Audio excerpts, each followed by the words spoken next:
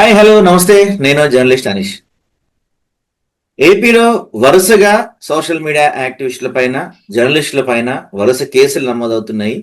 అసలు ఎప్పుడూ లేని స్థాయిలో, చరిత్రలో లేని స్థాయిలో వరుసగా ఒక స్టేషన్ నుంచి వచ్చిన వెంటనే వేరే స్టేషన్కి వెళ్ళటం. దాదాపుగా అంటే చెప్తున్న మాటల ప్రకారం ప్రశ్న రావణ్ పైన కావచ్చు, లేకపోతే జర్నలిస్ట్ కేవీఆర్ పైన కావచ్చు, దాదాపు పదుల సంఖ్యలో కేసులు నమోదైనాయి అని చెప్తున్నారు. అసలు ఈ సోషల్ మీడియా వీళ్ళు చేసే ప్రసంగాలు, వీళ్ళు మాడే స్పీచ్లు ఎంతవరకు కరెక్ట్, వాటికి ప్రభుత్వం ఇలాంటి కేసులు పెడతాం ఎంతవరకు కరెక్ట్, ఇలాంటి అంశాలన్నిటిపైన కూడా ఈరోజు మనం మాట్లాడదాం. మనతోటి శిల్ప గారు, వంశీ గారు ఉన్నారు. వంశీ గారు నమస్తే అండి. Good evening, good afternoon. So మీరు కూడా సోషల్ మీడియాలో పెద్ద స్థాయిలో పనిచేస్తుంటారు. ప్రభుత్వాలని కానీ వీటిని క్వశ్చన్ చేస్తుంటారు, కొంచెం తిడుతుంటారు కూడా అప్పుడప్పుడు మీరు. సో అంటే ఇక్కడ రెండు విషయాలు మాట్లాడుకుందాం. ఫస్ట్, అసలు మనం ప్రభుత్వాలని క్వశ్చన్ చేయడం కరెక్టే, కానీ తిడతాం లేకపోతే కొంత వాడు వీడు అరే ఒరే అంటాం ఎంతవరకు కరెక్ట్? గవర్నమెంట్ వరుసగా ఇలాంటి కేసులు పెట్టి అర్ధరాత్రి అరెస్ట్ చేయడం ఎంతవరకు కరెక్ట్? ముందుగా ఈ వీడియో చూస్తున్న వ్యూయర్స్ అందరికీ నమస్తే అండి. మీరు అడుగుతున్నారు తిడుతున్నారు అని. తిట్లు అనేవి ప్యూర్లీ సబ్జెక్టివ్ అండి. ఒకడికి ఒక స్థాయిలో మాట్లాడితే తిట్లు, మరొకరికి ఇంకో స్థాయిలో మాట్లాడితే తిట్లు. మీరు ఏ స్థాయిని వేసుకొని ఈ ఇంటర్వ్యూ షెడ్యూల్ చేశారు అనేది కూడా ఒక క్లారిటీ ఇవ్వాల్సిన అవసరం ఉంది. ఫస్ట్ ఆఫ్ ఆల్, ఇప్పుడు తెలుగుదేశం పార్టీలో, వైఎస్ఆర్సీపీ పార్టీలో, అన్ని పొలిటికల్ పార్టీస్ ఎందుకు ఈ రెండు పేర్లు ఎందుకు తీశానంటే, బికాస్ ఈ రెండు కొంచెం ప్రధాన పార్టీలు కాబట్టి వీటి గురించి తీశాను. అండ్ ఆంధ్రప్రదేశ్ లో బడ్డింగ్ పార్టీ జనసేన. ఈ మూడు పొలిటికల్ పార్టీస్ లో ఉండే కార్యకర్తలు లైమ్ లైట్ లో కనిపించడానికి కానీ, విజిబిలిటీలో కనిపించడానికి కానీ రకరకాల ప్రయత్నాలు చేస్తూ ఉంటారు. బికాస్ పొలిటికల్ గేమ్ లో ఉంటుంది. సో కొంతమంది సబ్జెక్ట్ బేస్డ్ మీద మాట్లాడుతూ ఉంటారు, కొంతమంది బూతులు మాట్లాడుతూ ఉంటారు. బూతులు కొంతమంది అగ్రెసివ్ గా మాట్లాడటాన్ని బూతులుగా చూస్తున్నారు, కొంతమంది పచ్చిగా మాట్లాడటాన్ని బూతులుగా చూస్తున్నారు. కానీ సమాజం యాక్సెప్ట్ చేయలేని కొన్ని సందర్భాలు, కొన్ని మాటలు ఉంటాయి. ఆ మాటలను గవర్నమెంట్ ఎలా హ్యాండిల్ చేస్తుంది, సొసైటీ ఎలా హ్యాండిల్ చేస్తుంది, ఎలా తీసుకుంటున్నారు రకరకాల సెక్షన్స్ ఆఫ్ పీపుల్ అనేది మనం చాలా ప్రధానంగా ఆలోచించాల్సిన విషయం. ఇప్పుడు మీరు ప్రశ్న రావణ్ గారి గురించి మాట్లాడే అవకాశం ఉంది. Maybe this is schedule for that reason అండి. కేవీ రెడ్డి గారు కానీ, ప్రశ్న రావణ్ కానీ, వీళ్ళ పాయింట్ ఏంటి? They are questioning the government. ఇప్పుడు ప్రశ్న రావణ్ అతని వీడియోలు మీరు కన్సాలిడేటెడ్ గా overall stretch of timeline చూస్తే, started from Pawan Kalyan fan, Pawan Kalyan ఏదో చేస్తాడు అని చాలా ఓపికతో, చాలా సహనంతో, చాలా ఆశతో పవన్ కళ్యాణ్ సపోర్ట్ చేస్తూ వచ్చిన వాడు అతను కూడా ఒకడు. ఇన్ఫాక్ట్ ఒక 3-4 years బ్యాక్ శ్రీరెడ్డికి పవన్ కళ్యాణ్ కి జరిగిన ఇష్యూలో పవన్ కళ్యాణ్ తరఫున మాట్లాడిన వాళ్ళు నేను కూడా ఒకటి ఉన్నాను. నేను కూడా I was completely supporting Pavan Kalyan. I was rejecting Kathi Mahesh. ఆ టైంలో కత్తి మహేష్ అనే వ్యక్తి కూడా ఇన్వాల్వ్ అయినాడు ఈ టైంలో. అంటే ఒక section of youth always were behind Pavan Kalyan. ఎందుకు? జనాలకు కావాల్సింది పొలిటీషియన్ కాదండి, లీడర్ కావాలి. సో పవన్ కళ్యాణ్ ఏం చేశాడంటే, తను ఒక లీడర్ గా ప్రొజెక్ట్ చేసుకుంటున్న ప్రయత్నంలో ఒక ఎథికల్ ప్లాట్ఫామ్ ని సెట్ చేశాడు సొసైటీలో. దాన్ని చూసి అట్రాక్ట్ అయిన వర్గాలు పవన్ కళ్యాణ్ వెనుక ర్యాలీ అవడం మొదలుపెట్టి, ప్రశ్న Ravan is also one among them. ఎప్పుడైతే పవన్ కళ్యాణ్ స్టాండ్ అనేది ఒక లీడర్ గా కాకుండా పొలిటీషియన్ గా మూవ్ అవుతూ పోయాడో, ప్రశ్న రావణ్ అగ్రెసివ్ గా అయిపోయాడు, ఫ్యూరియస్ గా అవడం మొదలుపెట్టాడు అతని వీడియోలు కూడా. అండ్ ఇక్కడ ఒక మనిషి ఎప్పుడు అగ్రెసివ్ అయిపోతాడు, ఎప్పుడు ఫ్యూరియస్ అయిపోతాడు అంటే, సమాజంలో మనం కొన్ని వ్యవస్థల్ని నమ్ముతామండి. జ్యుడిషియరీ, రెవెన్యూ వ్యవస్థ, లా అండ్ ఆర్డర్. ఎందుకంటే ఇప్పుడు మన ఇంట్లో ఎవరన్నా, మనం రోడ్డు మీద వెళ్తున్నాం, ఎవరన్నా మనల్ని సడన్ గా గొడవ పెట్టి కొట్టాడు అనుకోండి, గాయపరిచాడు, ఇమ్మీడియట్ గా we call 100. Immediately will look at for traffic police ఎక్కడ ఉన్నాడేమో. ఎందుకు చూస్తాం? ట్రాఫిక్ పోలీస్ బాహుబలిలో ఉంటాడని కాదు, అదొక వ్యవస్థ మనల్ని కాపాడుతుంది. ఆ వ్యవస్థ నీ దగ్గరకు వచ్చి నీవు డబ్బిస్తావా, నువ్వు నాకులస్తుడివా, లేదా నువ్వు వైసీపీ పార్టీయా, నువ్వు టీడీపీ పార్టీ అనే ఫ్యాక్టర్ బేస్ మీద నీకు జడ్జిమెంట్ పాస్ చేయడానికి ప్రయత్నం చేయడం మొదలు పెట్టాడు అనుకోండి, యూ బికమ్ ఫ్యూరియస్. సో ఆ ఫ్యూరియస్ నేచరే ప్రశ్న రావణ్ లో కనపడడం గత ఒక సంవత్సర కాలంగా కనపడతా ఉంది. He was questioning. అండ్ ప్రశ్న రావణ్ మాట్లాడిన మాటల్లో రాధా మనోహర్ దాస్ గురించి మాట్లాడడం జరిగింది. ఇప్పుడు నేను ఒక కుల వివక్ష గురించి, కుల వ్యవస్థ గురించి మాట్లాడడానికి లేని ఇక్కడ. బట్ యు సీ, సనాతన ధర్మం గురించి బ్యాక్ తీసుకురావాలి అని మాట్లాడుతున్న వ్యక్తుల్లో చాలా అగ్రెసివ్ గా, నాన్ కాన్స్టిట్యూషనల్ గా, వరస్ట్ గా మాట్లాడుతున్న వ్యక్తి రాధా మనోహర్ దాస్. అతను సమాజంలో మనతో ఉన్న క్రిస్టియన్స్, మనతో ఉన్న మాలలు, మనతో ఉన్న మాదిగలు, ఇలా రకరకాల మనతోనే ఉన్నారు వీళ్ళంతా. వీళ్ళందరూ కొన్ని తరాల నుంచి పోరాడుతుంది ఏంటి? మాకు గౌరవం దక్కట్లేదు, మమ్మల్ని తక్కువగా చూస్తున్నారు, మాకు కూడా విలువ ఇవ్వండి అనే కదా వాళ్ళు అడుగుతున్నారు. అడుగుతున్న వాళ్ళను క్రిస్టియానిటీ ఒక మతం ఏదో భారతదేశంలోకి వచ్చింది, ఇట్స్ ఎ హిస్టరీ వచ్చింది, వాళ్ళు ఏదో we don't have any discrimination, మీరు మా దగ్గర ఉండండి అని చెప్పారు. వాళ్ళలో కొంతమంది they have chosen to be Christians. ఇతనికి ఏ హక్కు ఉందని వాళ్ళను గొర్రెలు అంటున్నాడండి. ఇతను గొర్రె, నాతో పాటు పక్కన ఒక మనిషి కూర్చుంటే వాడిని నేను గొర్రెతో పోలుస్తున్నా. Is it fair? Right, it's not fair కదా. సారీ, ఈ ఈ ఈ మనం గొర్రెలు అని మనతో పాటు సమాజంలో సహజంగా మనతో బతుకుతున్న సమానమైన మనుషులను మనం గొర్రెలు అంటున్నాం. దీన్ని ఖండించాల్సిన అవసరం ఎవరికి ఉంది? ప్రభుత్వాలకు ఉంది. నేను కేసులు పెట్టమని చెప్పండి రాధా మనోహర్ దాస్ని, అతన్ని తీసుకొచ్చి కూర్చోబెట్టి అట్లీస్ట్ గివ్ హిమ్ కౌన్సిలింగ్. అరే ఇడియట్, సొసైటీలో ఉన్నాం రా మనము, ఇక్కడ ఎవడికి ఎవడు గొప్ప కాదు, ఆర్థికంగా విభజించబడిపోయి ఉన్నాము, కులాల పరంగా విభజించిపోయి ఉన్నాము. ఈ ప్రభుత్వాలను అడ్డం పెట్టుకొని పైన ఎవడో మత పెద్దలు వాళ్ళని అడ్డం పెట్టుకొని లాస్ట్ కు ఒక ట్రాన్స్జెండర్ కూడా నేను అమ్మవారిని అని హల్చల్ చేసిన సందర్భం చూసాం మనం ఆంధ్రప్రదేశ్ లో. ఈరోజు వాడు ఒక పెద్ద ఫ్రాడ్ గా తేలాడు. సో మతాన్ని వాడుకొని ఎప్పుడైతే రాజకీయ వ్యవస్థను పతనం చేసే ప్రయత్నం చేస్తారో సమాజంలో ఫ్యూరియస్నెస్, ఆ ఫ్రస్ట్రేషన్ పెరిగిపోతుంది. ప్రశ్నారావణలో కనపడింది ఆ ఫ్రస్ట్రేషన్. అండ్ మీరు అడిగారు ఇలా బూతులు తిట్టచ్చా నీ అబ్బా, అండ్ ఇదే మాట మీరు గత ప్రభుత్వంలో పవన్ కళ్యాణ్ మాట్లాడినప్పుడు ఎందుకు అడగలేదండి మీరు? అదే journalist you should have asked కదా. ఈరోజు ప్రశ్నారావణ్ తరఫున మీరు అతనికి ఇలా జరిగింది, అతను ఇలా మాట్లాడచ్చా అని మీరు ఎథికల్ డేటాబేస్ తీసుకొని వచ్చి మా ముందర మమ్మల్ని అడుగుతున్నారే, పవన్ కళ్యాణ్ ఎందుకు అడగలేదు? ఎందుకు సినిమా యాక్టర్నా? అతను అడిగితే అతని ఫ్యాన్స్ కొడతారనా? పవన్ కళ్యాణ్ గారు అడిగాం మేము. అయితే పవన్ కళ్యాణ్ గారు తిట్టారు, పవన్ కళ్యాణ్ గారు అబ్యూజివ్ లాంగ్వేజ్ వాడారు. సో ఆయన వాడారని చెప్పి ఇప్పుడు వీళ్ళంతా కూడా వాడితే వాళ్ళకి వీళ్ళకి ఏం తేడా లేదా? ఒకటేనా అందరూ? సార్ ప్రతి ఒక్కరు తేడాల గురించే మాట్లాడతారు. ఎందుకు సమస్య అక్కడి నుంచి మొదలైనప్పుడు ఆ సమస్యను అక్కడి నుంచి ఎందుకు హ్యాండిల్ చేయలేదు? ప్రశ్నారావణ్ దగ్గరకు వచ్చినప్పుడు ఎందుకు హ్యాండిల్ చేస్తున్నారు? ఎందుకు ఈ సమస్యను ఇక్కడ హ్యాండిల్ ఎందుకు? Why did you choose Prashna Ravan? ఎందుకంటే ఎన్ని అనుకున్నా ఏమనుకున్నా పవన్ కళ్యాణ్ ఆయన ఒక ఎమ్మెల్యే, ఒక గౌరవ మంత్రి, ఆయన డిప్యూటీ సీఎం. సార్ ఎందుకు గౌరవ మంత్రి అంటున్నారు? ఎందుకు గౌరవ ఎమ్మెల్యే అంటున్నారు? ఏంటి నాకు అర్థం కావట్లేదు. అంటే నాకు మీరు గౌరవం ఇవ్వరా? నన్ను కూడా ఇప్పటి నుంచి మీరు గౌరవ భరద్వాజ్ గారిని పిలవండి, తప్పే ఉంది. గౌరవ ప్రశ్నారావణ్ పిలవండి, గౌరవ చెప్పులు కుట్టే వ్యక్తిని పిలవండి. ఎప్పుడైతే మనం రాజకీయ నాయకులకు లేని గౌరవాన్ని మనం అట్రిబ్యూట్ చేస్తాము, రాజకీయ నాయకులకు ఒక గౌరవాన్ని అస్క్రైబ్ చేస్తున్నాము, వాడు ఏమనుకుంటాడు? నేను నాయకుడు, నేను లీడర్, నేను గొప్పవాడిని అని అనుకున్నప్పుడు ఏం చేస్తున్నాడు? ఓకే నేను గొప్పవాడిని, వాడు యాక్సెప్ట్ చేస్తాడు. సో ఇప్పుడు వాడిని తొక్కడానికి ప్రయత్నం చేస్తాడు. అప్పుడు వ్యవస్థలు సహకరిస్తున్నాయి. నేను తొక్కడానికి ప్రయత్నం చేసినప్పుడు వ్యవస్థలు సహకరిస్తున్నాయి. అయితే మరింత తొక్కుదాం. రాధా మనోహర్ దాస్ అనేవాడు ఎస్సీ కులంలో పుట్టిన వాళ్ళను, క్రిస్టియానిటీ తీసుకున్న వాళ్ళని ఎక్స్పెషలీ గొర్రెలని అంటున్నాడా లేదా? ఎందుకు ప్రభుత్వం స్పందించటం లేదు? వాడు అంటాడండి, వీడు కర్నూలు గొర్రె, వీడు వైజాగ్ గొర్రె, వీడు నా గొర్రె, వీడు పక్కింటి. ఎంత ధైర్యం రా నువ్వు మా జనాలను మాతో సమానంగా బతుకుతున్నా ఇంకొక దేవుడిని మొక్కుతుండొచ్చు, తప్పేముందిరా? అరే బాబు నువ్వు నా కృష్ణుడు గొప్ప, నా రాముడు గొప్ప అని చెప్పుకో. జీసస్ మంచోడు కాదని చెప్పుకో. అరే అతన్ని ఫాలో అవుతున్న వాడు నువ్వు ఇట్లా తిడతావు. Why are you creating this divide? చూడండి, తెలంగాణ ఆంధ్ర మళ్ళీ చీలిక, క్రిస్టియన్ హిందూ మళ్ళీ చీలిక. ఇతను పవన్ కళ్యాణ్ అయితే ఏకంగా ఒక లెవెల్కి వెళ్ళి భారతీయులం. సార్ భారతీయులని మాట్లాడే వాళ్ళలో కూడా ఫెనటిక్స్ ఉన్నారు. Those fanatics are trying to disturb the society. So బూతులకు ప్లాట్ఫామ్, ఒక బేరీజు, ఒక ఇది బూతు కాదు. ఒక అమ్మాయిని ఒక వ్యక్తి హెరాస్ చేస్తాడు, అబ్యూస్ చేస్తాడు, అప్పుడు అమ్మాయి వాడిని లకారాలతో తిడుతుంది. అది ఆ టైంలో బూతు కాదండి, ఫ్రస్ట్రేషన్ అంటారు.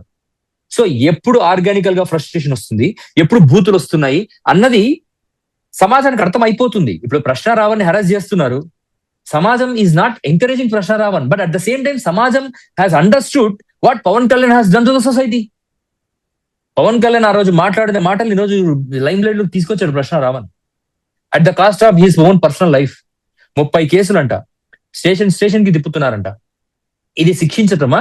అతను మాట్లాడిన మాటలకు ఇది శిక్షించటమా? కాదు. ఇది అతన్ని అబ్యూజ్ చేయటం, అతని మొరేల్ని చంపటం, అతన్ని హెరాస్ చేయటం, అతని కుటుంబాన్ని ట్రమటైజ్ చేయటం. మనకి ఎందుకు ఇవన్నీ? మనకు అవసరమా? ఇవన్నీ భయపడేలా చేయటం, using the constitutional machinery. There is a problem in the society. Constitution మెషినరీని వాడుకొని ఒకడు ఒక గ్రూప్ ఆఫ్ ఫెనటిక్స్ ఒక వ్యక్తిని టార్గెట్ చేసినప్పుడు సమాజం యాజ్ ఎ హోల్ నిలబడలేకపోవటం అనేది ఒక సమాజంగా as a whole it's a failure. There we have to raise our voice. And unfortunately raising our voice will be ascribed. ఒక పార్టీకి తగిలిచ్చి వీడి పలానా పార్టీ వాడు అని మాట్లాడతారు. మాట్లాడినప్పుడు ఏమవుతుంది, మనల్ని న్యూట్రలైజ్ అన్న చేస్తారు, న్యూట్రలైజ్ కాని వాళ్ళని ఇలా స్టేషన్ అని తిప్పుతారు. మధ్యతరగతి వాడు ఏమైపోతాడు సార్ అట్లా స్టేషన్లు తిప్పితే? మెంటల్ గా, ఫినాన్షియల్ గా, మొరల్ గా ఏమైపోతాడు? ఇది సమాజం అర్థం చేసుకోవాలి. ఇది పాయింట్. అండ్ ఇంకొకటి, ప్రశ్న Ravan if he deserves to roam around 30 police stations, I also ask government to make Pavan Kalyan roam around 30 police stations. అతనికి ఎంత బలమన్నా ఉండని, ఎంత ఫ్యాన్ బేస్ అన్నా ఉండని, అతన్ని కూడా తిప్పుతానే ఉండాలి. 30 పోలీస్ స్టేషన్లో తిప్పాలి.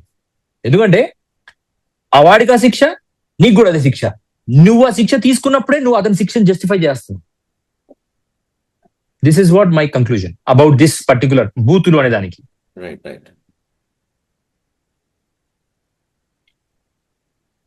At the same time Vamsi garu, మీరు కూడా కొన్ని ఇంటెన్సిఫైయింగ్ గా కొన్నిసార్లు మాట్లాడున్నారు. స్పెషల్లీ నిన్న రఘురామ్ గారి గురించి మాట్లాడున్నారు.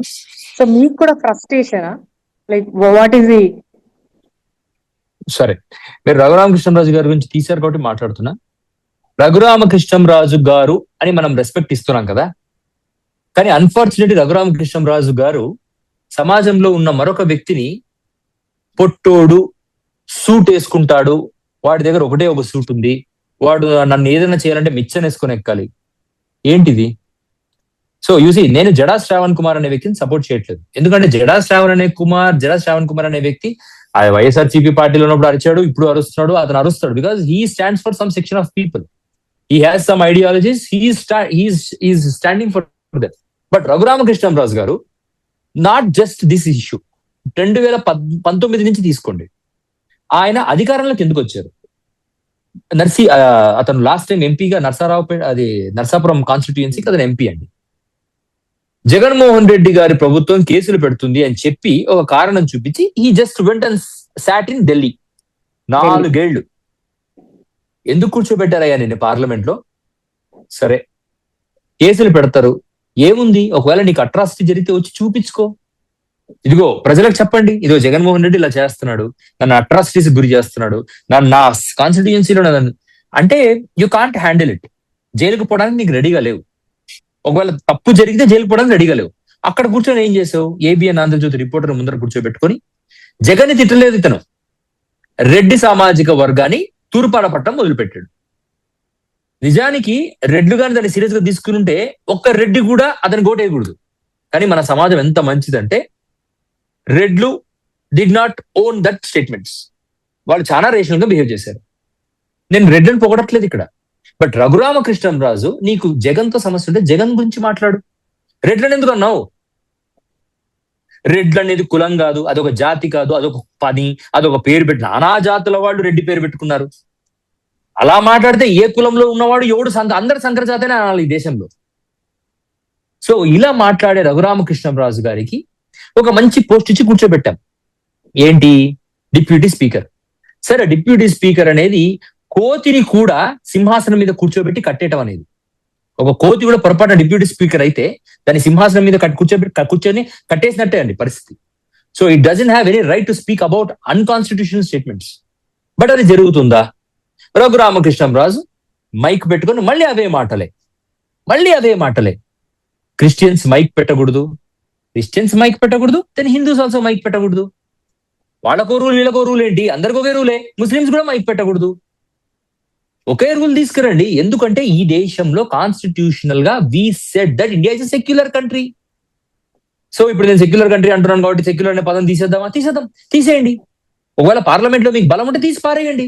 రిజర్వేషన్లు తీసేయండి, సెక్యులర్ అనే పదాన్ని తీసేసేయండి, అసలు సోషలిస్ట్ అనే పదాన్ని తీసేయండి. Make it Hindu nation. మీరు హిందూ నేషన్ చేయండి, మేము మాట్లాడడం. ఇంకా మైకులు మేమే బలవంతంగా పోయి క్రిస్టియన్స్ మైకులు బీకేద్దాం. బట్ రాజ్యాంగానికి ఒక బాధ్యత ఉంది కదా, రాజ్యాంగానికి ఒక రెస్పెక్ట్ ఉంది కదా. దాన్ని అడ్డం పెట్టుకునే కదా మీరు రాజకీయ పదవులు అనుభవిస్తున్నారు. ఆ రాజకీయ పదవులు అనుభవిస్తున్నప్పుడు ఆ పదవులకు గౌరవం ఇవ్వాలి కదా. When you're sitting at the stage, ఒక స్పీకర్ కుర్చీలో కూర్చున్నావు, ఆ రోజు బాలకృష్ణ వచ్చి మాట్లాడుతున్నప్పుడు, నోటికి వచ్చినట్టు మాట్లాడుతున్నప్పుడు మీరు బ్రీత్ అనలైజర్ టెస్ట్ చేశారా? ఇర్రెలవెంట్ గా మాట్లాడినారు. అప్పుడు ఆయన మీద అలిగేషన్స్ వచ్చాయి, ఆయన తాగొచ్చి మాట్లాడాడు. ఒక్కసారి బ్రీత్ అనలైజర్ టెస్ట్ అయితే మీరు చేసే దమ్ముందా?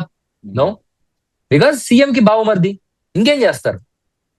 ఒక అలిగేషన్ వచ్చినప్పుడు ప్రభుత్వం స్పందించాల్సిన బాధ్యత ఉంది.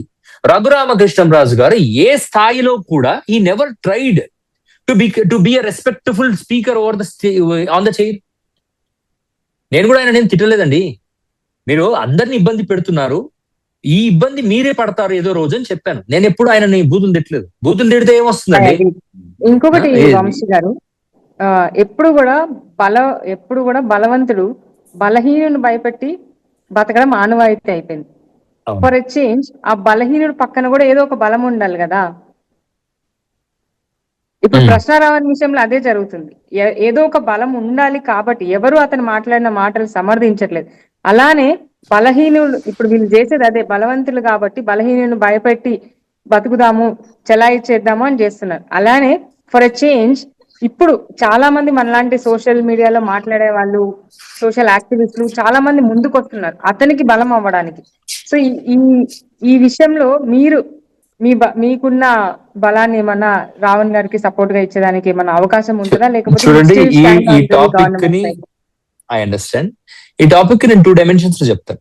ఒకటి, ప్రశ్న రావణ్ చేసిన దానికి ఏమి అనుభవిస్తున్నాడు, మొత్తంగా జరిగిన ఇష్యూ ఎవరు రెస్పాండ్ అవ్వాలి. ఇప్పుడు ప్రశ్న రావణ్ ఏం ట్రై చేశాడు అంటే, చిరంజీవి ఒక సినిమా ఉందండి, ఐ డోంట్ నో, అభిలాష అనుకుంటా. సమాజంలో చట్టంలో జరుగుతున్న అన్యాయాలను చూపించడానికి, ఉరి శిక్ష వల్ల జరుగుతున్న డ్యామేజ్ చూపించడానికి చిరంజీవి ఒక హత్యను సృష్టించి ఏదో చేస్తాడు. ఐ థింక్ ఉరి శిక్ష రద్దు గురించి ఒక సెటప్ చేస్తాడు. సో ఐ థింక్ ఇతను ప్రశ్న రావణ్ మెగా అభిమాని కాబట్టి మేబీ దాన్ని ఇంప్లిమెంట్ చేశాడని నాకు అనిపించింది. Part of Prajarajyam party also. No అతను క్లియర్ కట్ గా అతని హావభావాలు ఎంత అతను పవన్ కళ్యాణ్ అభిమానించాడంటే, the way he speaks also very much will be like Pawan Kalyan. Pawan Kalyan impact అతని మీద చాలా ఎక్కువ ఉంది. ప్రాబ్లం ఇక్కడ ఏమొచ్చింది అంటే, he tried to show Pawan Kalyan what Pawan Kalyan is doing to the public. Unfortunately ఇది ఒక వెరీ స్పోర్టివ్ క్రిటిసిజం గా తీసుకొని ఉండాలి పవన్ కళ్యాణ్. కానీ పవన్ కళ్యాణ్ సహజమైన గుణం ఒకటి ఉందండి, మీకు అందరికి తెలియని గుణం ఏంటంటే, అతను వాట్ హీ ఎక్స్పెక్ట్స్ ఈస్, అతని ఫ్యాన్స్ గాని అతని కార్యకర్తలు గాని వీళ్ళందరూ కూడా అతన్ని సంతృప్తి పరిచే క్రమంలో ఎంత ఎక్స్ట్రీమ్ కి వెళ్ళినా కూడా జస్ట్ అతను సైలెంట్ గా కూర్చుంటే వెనక ఒక డిస్ట్రక్షన్ జరుగుతున్నదాన్ని విజువలైజ్ చేసుకుంటూ ఉంటాడు Pavan Kalyan. For example, last time Kathi Mahesh ఇష్యూలో పవన్ కళ్యాణ్ స్పందన, కత్తి మహేష్ ప్రతి మీటింగ్ లో కూర్చొని హీ వాజ్ రిక్వెస్టింగ్, నీ సైకోటిక్ ఫ్యాన్స్ ని కంట్రోల్ చేయి. అంత చేసినా కూడా Pavan Kalyan never try to respond. అసలు పవన్ కళ్యాణ్ కత్తి మహేష్ గారి statement, he has a psychotic fans irrespective of anything. Actually అతనికి సైకోటిక్ ఫ్యాన్స్ లేరు, అతనికున్న ఫ్యాన్స్ లో కొంతమంది సైకోటిక్ పీపుల్ ని ఇతను ఇంటెన్షనల్ గా మోటివేట్ చేస్తున్నాడు. అది నేను చెప్పాలి నా ఉద్దేశం అది. అంటే సార్ నేను కూడా హీరోలకు అభిమానిస్తుంటాను, ప్రభాస్ ని చూస్తాను, మహేష్ బాబుని చూస్తాను, ఎన్టీఆర్ ని, అల్లు అందరిని చూస్తాను. So but we're not psychotic. నాలాగే సమాజంలో ఇప్పుడు ఈ వీడియో చూస్తున్న వాళ్ళు 99% జనసేన కార్యకర్తలు కూడా they are not psychotic. 1% psychotic people who just presume like Janasena కార్యకర్తలు are with Pawan Kalyan and they are harassing common. ఎవరైతే పవన్ కళ్యాణ్ ఏమైనా అంటారో వాళ్ళని అటాక్ చేస్తూ ఒక ఫ్యాన్ బేస్ లాగా ప్రొజెక్షన్ చేస్తా ఉన్నారు. This is happening with the mega family right from the Rajasekhar times. Rajasekhar ఆ రోజు కొట్టింది ప్రజారాజ్యం రౌడీలు కాదు, వీళ్ళు రౌడీలే ప్రజారాజ్యం అనే పేరుతో వచ్చి కొట్టారని అప్పుడు రాజశేఖర్ చెప్పిందదే, నిన్న కత్తి మహేష్ చెప్పిందరే, ఈరోజు ప్రశ్న రావణ్ని అటాక్ చేస్తుంది కూడా అదే. ఇదంతా బాధ్యత పవన్ కళ్యాణ్ గారికి కానీ లేకపోతే మేమే చేస్తున్నప్పుడు మేము ఎందుకు ఆపుతామండి? మేమే చేస్తున్నాము, మాకు కావాల్సింది కదా. ప్రజలు ఏం చేస్తున్నారు? ప్రజల దగ్గర ఉండేది ఒకటే ఒక్క ఆప్షన్, ఓటేయటం. ఆ ఓటు కూడా ఇప్పుడు లేపేస్తున్నారేమో నాకు తెలియదు. నా ఓటు అయితే 2 సార్లు నుంచి లేదు. 2014 లో లేదు, 2014 లో ఉంది, 2019 లో లేదు, 2024 లో లేదు. అన్ఫార్చునేట్లీ నేను పాకిస్తాన్ నుంచి రాలేదు, అమెరికా నుంచి రాలేదు. I don't have vote in my own constituency 2 times. Vamsi garu, అయితే ఇప్పుడు మీరు మాట్లాడుతున్నారు కదా, ఇవన్నీ గతంలో వైఎస్ఆర్సీపీ ప్రభుత్వ హయాంలో కూడా జరిగినవే కదా ఇవన్నీ. టీడీపీ ఆఫీస్ పైన దాడులు కానీ, బూతుల కల్చర్ కానీ గతంలో మనం చూసాం. వైసీపీలో అనిల్ గారు, బోరుగడ్డ అనిల్, తర్వాత అనిల్ కుమార్ యాదవ్, కొడాలి నాని, రోజా గారు, ఇవన్నీ మనం గతంలో కూడా చూసిందే కదా, ఇదేం ఫస్ట్ టైం కాదు కదా. ఎస్, మీరు చెప్పింది కరెక్ట్. బోరుగడ్డ అనిల్ని తీసేయండి. బోరుగడ్డ అనిల్ని మీరు పార్టీ క్యాడర్ ముసుగులో చేసిన తప్పులు అతను. Is not a leader, is never a leader, he never deserve that status. ఒక్క నిమిషం వంశీ గారు, ఒక్క నిమిషం. సేమ్ పాయింట్ ఇందాక మీరు అన్నారు, ఒక సైకోటిక్ ఫ్యాన్స్ ఎవరైతే ఉన్నారో వాళ్ళని పవన్ కళ్యాణ్ కంట్రోల్ చేయలేదు అన్నారు. మరి ఇలాంటి బోరుగడ్డ అనిల్ లాంటి వాళ్ళని జగన్మోహన్ రెడ్డి ఎందుకు కంట్రోల్ చేయలేదు? అందుకోసమే కదండి 11 సీట్లతో బయట ఉన్నాడు. Jaganmohan Reddy has got what he has to get. Borugadda Anil అనేవాడు అంత దారుణంగా మాట్లాడుతున్నప్పుడు కంట్రోల్ చేసే బాధ్యత లేదు జగన్మోహన్ రెడ్డి గారికి. అనిల్, అతని పేరు నెల్లూరులో ఉంటారంటే మంత్రి అనుకుంటా, Anil Kumar Yadav. He was talking rubbish in the assembly. Polavaram complete చేస్తారా చేయరా? జనాలకు ఒక రియలిస్టిక్ నెంబర్ ఇవ్వలేరా? ఎందుకు ఇవ్వలేదు? నేను చేస్తాను, దమ్ముంటే కాచుకోండి. ఏం సార్ ఇది? ఆ టీడీపీలో వాళ్ళు అవే ఇచ్చి, వీళ్ళు అవే ఇచ్చి. నేను అదే అంటున్నాను, politicians as a whole have destroyed Andhra Pradesh. That's the problem. ఇక కొడాలి నాని గారు, నేను ఇన్ఫాక్ట్ ఫస్ట్ కొన్ని రోజులు ఆయన వీడియోలో ఖర్జూర నాయుడు అవి అన్నప్పుడు నేను ఎంజాయ్ చేశాను. But after that I felt very hatredness about that. ఎందుకు అంటున్నారు? No need. చంద్రబాబు నాయుడు గారు తండ్రి ఎవరైతే మనకి ఎందుకండి? పాలసీలు యాక్చువల్లీ జగన్ గారు చేశారు. బ్యూటిఫుల్ థింగ్ ఏంటి తెలుసా? ఎమ్మెల్యేలందరినీ ఇళ్ళకి పంపించారు, పోయి ప్రజా సమస్యను కనుక్కోమని చెప్పాడు. అది one of the best decisions in the modern political history in India. Unfortunately దాన్ని ప్రొజెక్ట్ చేసుకోవడానికి రాలే వాళ్ళకు. ఆ సోషల్ మీడియా ఒకటి ఉండింది. జగన్ అన్న నడిచేటప్పుడు స్లో మోషన్ వీడియోలు ఇవా. దస్ పీపుల్ జగన్ ని ఒక రకంగా ఎలా ఓడిగొట్టారు తెలుసా అండి జనాలు, ఫ్యాన్స్ కూడా. ఎలాగూ జగన్ గెలుస్తున్నాడు, చంద్రబాబుకి ఒకసారి వేద్దాం, మళ్ళీ అంతా జగన్కి వెళ్ళిపోతే కష్టం కదా అని ప్రతి ఒక్కడు అనుకునే స్టేజ్కి తెచ్చుకున్నారు. చూస్తే 11 వచ్చి కూర్చున్నాయి. That's a problem, serious problem. ఎందుకంటే చూస్తే వంశీ గారు మీరు చెప్పిన దాని ప్రకారం చూస్తే ఆ పార్టీ అయినా ఈ పార్టీ అయినా రేపు వచ్చి ఇంకో పార్టీ అయినా సరే ఒకటే ప్యాటర్న్ ఫాలో అవుతున్నారు. ఇప్పటికే మనకి రాష్ట్రం ఏర్పడి 12 సంవత్సరాలు అయిపోయింది. ఇంతవరకు మనకు ఒక రాజధాని కూడా లేదు. ఆ పార్టీ వాళ్ళు తిట్టినప్పుడు లేదా అని వీళ్ళు తిట్టినప్పుడు లేదా అని వీళ్ళు ఇలా వాళ్ళకి వాళ్ళు కొట్టుకుంటా ఉంటే మరి ఏపీ పరిస్థితి బీహార్ని శ్రీలంక దాటి వెళ్ళిపోద్దా ఏపీగా? ఎందుకంటే మీరు శ్రీలంకను బీహార్ని తక్కువ చేసి మాట్లాడుతున్నారు. ఏపీ ఎప్పుడో వాళ్ళని దాటేసింది. వాళ్ళది అనద్దండి. శ్రీలంకలో ఒక కాన్స్టిట్యూషనల్ డిస్టర్బెన్స్ వచ్చింది, పొలిటికల్ టర్మాయిల్ అంటారు దాన్ని. ఇక్కడ ఏం లేదండి. ఇక్కడ మనకు ఉండేదంతా మేము రెడ్లము, మేము కాపులము, మేము కమ్మోళ్ళము, ఇవే మాటలే, ఇవే దిక్కుమాల పనులే. అమరావతి మొదలుపెట్టి 10 సంవత్సరాలు అవుతుంది. Why is it moving? Sir, అమరావతిలో అమరావతి మూవ్ అవ్వకపోవటానికి, అమరావతి ఆగిపోవటానికి అసలు సగం కారణం జగన్మోహన్ రెడ్డి. గత 5 సంవత్సరాల్లో మీరు కూడా ఒక వీడియో చేశారు, జగన్మోహన్ రెడ్డి మగాడు, అది ఒక వీడియో చేశారు, బాగా వైరల్ అయింది మీది కూడా. ఇక్కడ ఇప్పుడు అమరావతి ఫస్ట్ 5 years స్టార్ట్ చేశారు. జగన్మోహన్ రెడ్డి గారు అసెంబ్లీలో 30,000 ఎకరాలు దీనికి అవసరం రాజధానికి అని జగన్మోహన్ రెడ్డి గారు స్టేట్మెంట్ ఇచ్చారు. అప్పుడు అమరావతిలో బిల్ పెట్టినప్పుడు జగన్మోహన్ రెడ్డి దానికి సపోర్ట్ ఇచ్చారు. ఆ తర్వాత కొన్ని సంవత్సరాలకి జగన్మోహన్ రెడ్డి గారికి అక్కడ జరుగుతున్న అవినీతి నచ్చకపోయి ఉంటే, నిన్న విజయసాయి రెడ్డి చేసిన ట్వీట్ మీరు చూసే ఉంటారు. విజయసాయి రెడ్డి కూడా సేమ్ ట్వీట్ చేశాడు. ఒకవేళ అక్కడ అమరావతి జరుగుతున్న అవినీతి మీకు నచ్చకపోతే అవినీతిపై పోరాటం చేయండి, అవినీతి లేకుండా ఎలా ముందు తీసుకెళ్ళాలి ట్రై చేయండి. కానీ కాసేపు ఏమో 3 రాజధానులు అంటారు, కాసేపు మావిగ అంటారు, కాసేపు విజయవాడ అంటారు. ఇలా మీరు క్లారిటీ లేకుండా చేయటం వల్లే ఇప్పుడు రాష్ట్రానికి రాజధాని లేకుండా పోయింది అనేది మేజర్ ఆఫ్ ద పీపుల్ చెప్తున్నమాట. ఇప్పుడు మళ్ళీ జగన్మోహన్ రెడ్డి గారు ఫ్రెష్ గా మళ్ళీ మావిగన్ అని తీసుకుంటున్నారు. దీనివల్ల 2 అంశాలు. కొంత ఇప్పుడు టీడీపీ చెప్తున్న లెక్కల ప్రకారం సరే డబ్బులు ఖర్చు అవుతున్నాయి, అవినీతి జరుగుతుంది, కాదంటలేదు నేను ఎక్కడ కూడా. ఇక్కడ 2028 కల్లా అమరావతి ఫస్ట్ ఫేజ్ పనులు పూర్తి అయిపోతాయి అని చెప్తున్నారు. ఫస్ట్ ఫేజ్ పనులు పూర్తి అయిపోయడానికి జగన్మోహన్ రెడ్డి గారు నేను వస్తే మళ్ళీ మావిగానే ఖచ్చితంగా ఉంటుందని చెప్తున్నారు. ఇక్కడ జనాల్లో, నాయకుల్లో, అందరిలో కన్ఫ్యూజన్ ఇదంతా జరిగి ఇంకొక 10-15 సంవత్సరాలు మనకు రాజధాని లేకుండా అయ్యే అవకాశం ఉండదా? రాజధాని గురించి మాట్లాడు కూడా చెప్తున్నాను. నాకు కర్ణాటకకు చెందిన ఒక ఫ్రెండ్ ఉన్నాడు. ఫస్ట్ టైం నా లైఫ్ లో ఫస్ట్ టైం ఒక వ్యక్తి ఆఫ్టర్ 18 సంవత్సరాల తర్వాత నన్ను ఒక ప్రశ్న అడిగాడు, what is the capital of Andhra Pradesh అని. జస్ట్ అక్కడ స్టక్ అయిపోయాను నేను. Whether I have to tell Amaravati or Vizag or Kurnool or మావిగన్.